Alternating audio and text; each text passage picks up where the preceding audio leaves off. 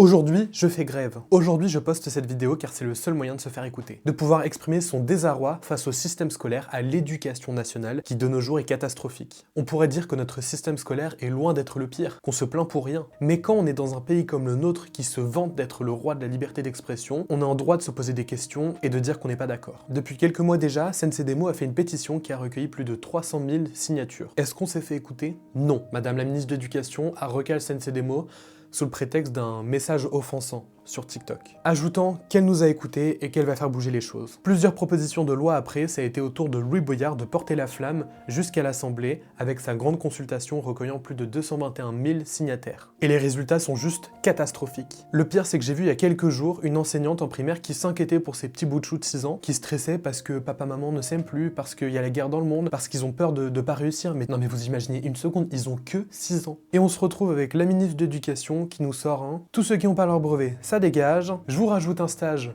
pour les générales et les technologiques », à savoir bien sûr que les entreprises s'en foutent littéralement de vous. Mais en fait, on est où là? Il y a 3 devises que je trouve très intéressantes qui sont les suivantes. L'école prépare les enfants à vivre dans un monde qui n'existe pas. Lorsque les élèves trichent aux examens, c'est parce que le système scolaire accorde plus d'importance aux notes qu'aux élèves.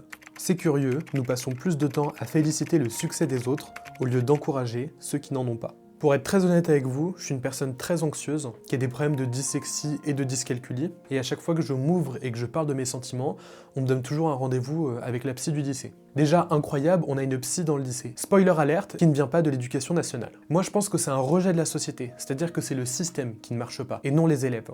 Et je vous laisse même pas imaginer le nombre de fois où je me suis pris des remarques pour mon manque d'effort, qui n'aide bien sûr pas à faire société. Alors ce message s'adresse directement à l'éducation nationale. Faites quelque chose et arrêtez de faire les mauvais choix. Parce que c'est juste exaspérant que